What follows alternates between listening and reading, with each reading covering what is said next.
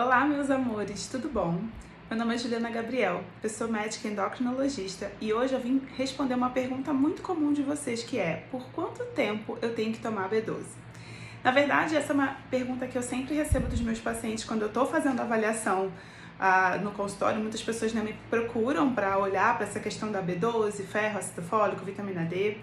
E é uma pergunta que eu também recebi muito quando eu fiz um vídeo há alguns meses atrás falando sobre a B12 e os três mosqueteiros, né? Que é a relação dela entre ferro, B12 e ácido fólico. Se você não assistiu, eu sugiro muito que você assista esse vídeo, porque ele dá um pouquinho de noção de como funciona, né, esse metabolismo da B12, a relação da B12 com outras vitaminas. E, na verdade, essa pergunta, né, por quanto tempo tomar, eu vou responder ela relacionada especificamente à B12, mas eu poderia estar falando dela em relação a qualquer outra suplementação de nutrientes. Então, sempre que eu vou explicar para vocês, então, né, como que funciona esse protocolo de tratamento de deficiências nutricionais, para vocês entenderem como funciona, porque só assim vocês vão conseguir entender a minha resposta a essa pergunta, que é depende, depende da pessoa. Então é assim, toda vez que a gente, pelo menos no meu caso, né, quando eu recebo um paciente que vem com uma queixa ou já com um exame demonstrando uma deficiência nutricional, no caso vou usar a B12 como exemplo, porque o vídeo a gente está falando especificamente sobre ela, né? Lembrando que isso pode servir também para outras deficiências, mas vamos olhar para a B12. A pessoa vem com a B12 baixa. A primeira coisa que eu tenho que fazer é entender por que essa B12 está baixa. Né? E quando a gente está pensando em causa, naturalmente, se é uma causa que não tem resolução, a chance dessa pessoa precisar usar B12 por muito tempo ou até para sempre é muito grande.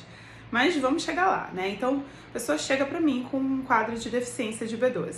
Eu vou primeiro conversar com essa pessoa, eu vou entender, né, a sua história clínica, vou entender o que ela tem de fatores de risco, e eu geralmente consigo classificar a causa da deficiência de B12 em 4 grandes grupos. Então, toda vez que a gente fala em deficiência nutricional, quando a gente avalia esse exame no sangue, a gente está avaliando a equação final de 4 variáveis, ou a gente tem causas relacionadas a 4 grandes grupos. O primeiro é a ingesta. E aí a ingesta é aquilo que a gente come através da nossa alimentação. E é claro que todo mundo bota tudo na conta da comida, né? Mas nem sempre é sobre ingesta. Então, assim, vegetarianos e veganos têm mais deficiência de B12 do que pessoas não vegetarianas, mas não é 100% a incidência. Então, existem produtos fortificados, existe, né, a questão da presença da B12 no solo. Hoje em dia já até descobriram que talvez em alguns vegetais e tudo mais. Isso é uma grande discussão, mas de uma forma geral, a alimentação vegetariana é estrita, não restrita, tá, gente? Estrita. Ela é associada com uma baixa quantidade de B12. E a gente sabe que mesmo a alimentação onívora, né, ela também não é necessariamente suficiente em B12, porque os produtos de origem animal, muitas vezes a gente acha que são boas fontes e às vezes eles não são. Então, pode ter a ver com ingesta e isso não significa que não, então só quem é vegetariano ou vegano vai ter deficiência e quem come carne tá tranquilão. Não é bem assim, a gente já viu, né? Pode ter relação com absorção, ou seja, o que eu comi e absorvi, ou seja, quanto que o meu corpo é capaz de absorver ou aproveitar o que vem do alimento ou mesmo do suplemento, tá? Eu posso ter a ver com problemas, então, de aumento de necessidade. Então, existem fases na vida em que a gente está precisando de mais ou menos de alguns nutrientes. Um exemplo é a gestação, é uma fase de maior necessidade, a criança em fase de crescimento, e o mesmo vale para a B12, para o ácido fólico, para o ferro, para outras vitaminas também e minerais. E a gente tem a questão das perdas crônicas, então, principalmente em relação a ferro, né? Quando a gente está falando do ferro, tem a questão das perdas, por exemplo, por menstruação, por sangramentos, mas no caso da B12 também, né? A gente está depletando um pouco de B12 quando a gente tem sangramento, por exemplo, no caso da menstruação, no caso, né, de repente, uma hemorroida que está sangrando, uma varize que está sangrando. Então, sempre que uma pessoa chega com deficiência, eu tento entender se o problema dela pode ter mais a ver com ingesta, com absorção, com aumento de necessidade ou com aumento das perdas, né? E dependendo do caso, eu posso dizer para essa pessoa que talvez ela precise para sempre, outra vez não. Então, se é, por exemplo, uma questão de uma fase que a pessoa está com maior utilização, por exemplo, a gravidez, pode ser que ao final da gravidez aquela necessidade volte para o normal e aquilo que ela ingere e absorve é suficiente, não tendo perda, tá tudo bem. Então tem casos que a gente não precisa usar para sempre, mas tem casos, por exemplo, a maior parte das causas da deficiência de B12 nem tem a ver com ingesta, tem a ver com problemas de absorção. E a gente sabe que essa absorção, eu já falei também em outros vídeos, ela vai piorando com a idade. No caso de pessoas que têm inflamação intestinal, por exemplo, gastrite crônica, gastrite atrófica, pessoas idosas, pessoas com problemas, né, outros no intestino, tudo isso pode interferir na absorção da B12. E se esse problema é um problema crônico, talvez ela precise usar por muito tempo. Ou se esse problema é um problema que ela tratou e melhorou, talvez não precise, né? Então, o primeiro passo para eu saber por quanto tempo aquela pessoa vai usar é entender o porquê que ela está com deficiência e porquê que ela está precisando usar em primeiro lugar. E aí, naquele outro vídeo, eu recebi muitos comentários de pessoas falando: ah, mas você está falando que tem que ter atendimento médico, você não pode burocratizar tanto assim o uso da B12, você não quer que a gente se cuide sozinho. Gente, não é isso. É que assim, essa coisa de falar todo vegetariano tem que usar B12, todo mundo tem que usar a dose e tal, isso não é verdade, isso não funciona para todo mundo. E eu entendo que tem pessoas que talvez não tenham acesso. E nesses casos, para isso, né, existem os protocolos de suplementação em que a gente tem uma dose fixa. Mas o ideal é que você individualize e que a gente olhe para a necessidade de cada pessoa. Porque nem sempre a pessoa precisa usar para sempre. Porque às vezes a pessoa está usando uma dose que é menor do que ela precisa ou maior do que ela precisa, né? Então o ideal é sempre individualizar. É claro que quando não é possível, não é possível. Mas sempre que possível a gente tem que fazer o melhor, né? Isso é a forma como eu penso. E tudo bem, se você não concorda, a gente vai ter que se entender mesmo assim e a gente vai ter que concordar em discordar, tá bom, gente? Mas aí voltando, então o primeiro passo, quando eu recebo uma pessoa que está com deficiência, eu preciso entender o porquê que ela está com deficiência, tá? Entendendo isso, né, a gente vai começar um tratamento. E esse tratamento tratar uma deficiência nutricional é um tratamento que eu costumo dizer que tem 3 fases. Esse tratamento, então, a primeira fase, eu tenho que tratar a deficiência, eu tenho que fazer subir o nível no sangue daquela vitamina, seja ferro, seja vitamina B12, seja vitamina D, seja ácido fólico, né? Mas vamos falar da B12. Geralmente, você subir nível sérico é uma coisa muito rápida, mais rápida de conseguir, né? Essa primeira fase, para algumas pessoas demoram bastante, porque aí tem a ver com a absorção, e é nessa hora que a gente tem que fazer os ajustes de dose e tudo mais. E nessa primeira fase, geralmente as doses são mais altas, porque eu preciso tratar rapidamente a deficiência para melhorar o sintoma, né? E quando eu falo rapidamente, eu tô falando aí em alguns meses, eu não tô falando em alguns dias.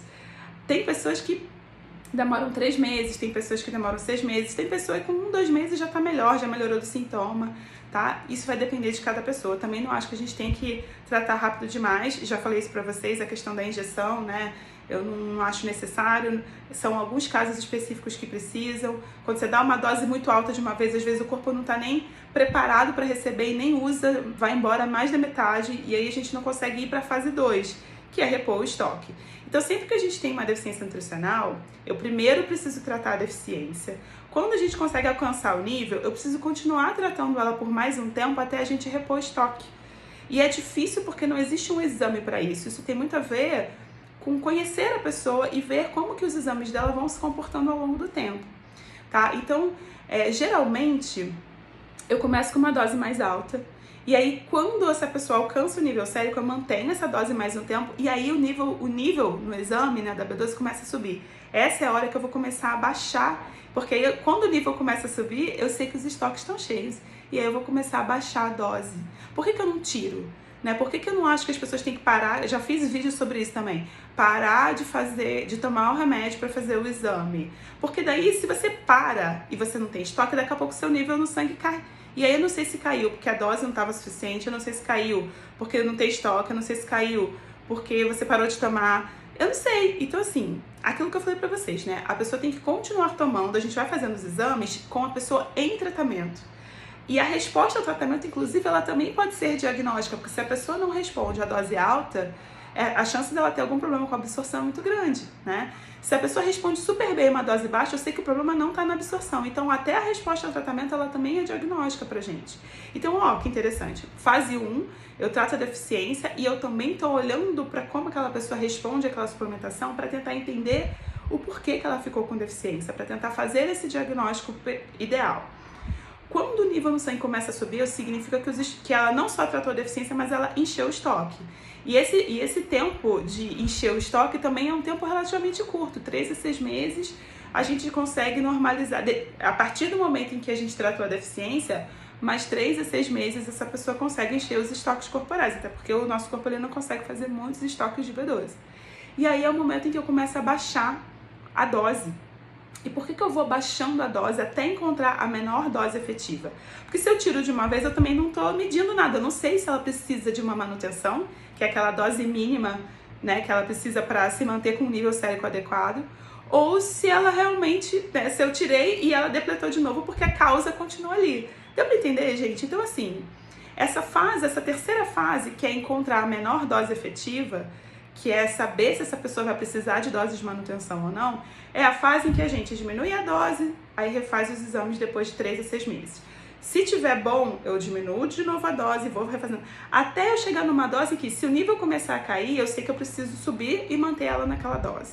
Ou tem pessoas que eu vou diminuindo até tirar. E aí essas pessoas ficam bem e a gente vai monitorando depois, a cada 6 meses ou um ano, para saber se essa pessoa se mantém bem. E aí, nesses casos, eu vou saber que ela realmente não está precisando daquela suplementação. Então, assim, olha que complexo que é, né? Quer dizer, tratar a deficiência de B12 não é dar uma injeção e vai com Deus, não volte nunca mais. Não é bem assim. Quando eu falo da B12 em especial, mas eu tô também falando de outras deficiências nutricionais, tá? O ideal é que a gente conheça a pessoa, que a gente entenda por que aquilo está acontecendo, que a gente realmente, primeiro, trate a deficiência, repõe os estoques e depois comece a fazer uma tentativa de retirada para a gente tentar ou retirar ou identificar qual que é a menor dose efetiva. Porque para que você vai tomar 1.000 se você precisa de 500? Para que você vai tomar 500 se seu corpo precisa de 200 ou 100? Cada pessoa é uma pessoa, né? E muitas vezes é só com o tempo mesmo que a gente vai encontrar essa menor dose. Ou até conseguir tirar. Às vezes demora 1, 2, 3 anos de acompanhamento para eu conseguir tirar de uma vez, eu conseguir chegar naquela dose pequenininha que é aquela que a pessoa precisa sempre. E mesmo quem está na menor dose efetiva, ou dose de manutenção, ou velocidade de cruzeiro, né, que é como eu brinco com os meus pacientes, agora ó, já fizemos o grosso, agora é só velocidade de cruzeiro e ajuste fino. Talvez tenham fases em que a necessidade aumenta e aquela pessoa precisa aumentar um pouco. Talvez tenham fases que a necessidade diminui e aquela dose de manutenção até fique muito. Por isso que também é importante, mesmo a pessoa já tendo entrado na fase de manutenção, mesmo para quem já usa B12 há muitos anos, né, principalmente que é vegano há muitos anos e tudo mais, pelo menos uma vez por ano fazer o seu exame como parte do seu check-up anual da sua saúde, tá? Então, só para resumir, gente, primeiro, por quanto tempo tomar? Depende da causa, tá? Depende se eu fiz um tratamento bem feito e esse tratamento inclui tratar a deficiência, recuperar os estoques, encontrar a dose de manutenção, menor dose efetiva, que pode ser igual, pode ser alta, pode ser média, pode ser zero, depende de cada pessoa, porque vai depender da causa, né? E principalmente ter um profissional de confiança, né? Um médico, um nutricionista que vai fazer esse acompanhamento com você, que vai te explicar o que está acontecendo, que vai, né, enfim, junto com você chegar nesse diagnóstico e, se for possível, tratar a causa, tratando a causa, depois a gente consegue ir retirando, né? É assim que eu costumo fazer, é assim que eu acredito que é a melhor forma de se tratar, é assim que a gente estuda, né, quando a gente vê os artigos científicos. Tem pessoas que precisam de manutenção pro resto da vida, tem pessoas que não precisam, não é uma regra. Por isso que eu acho que é muito complicado a gente ficar falando em dose na internet.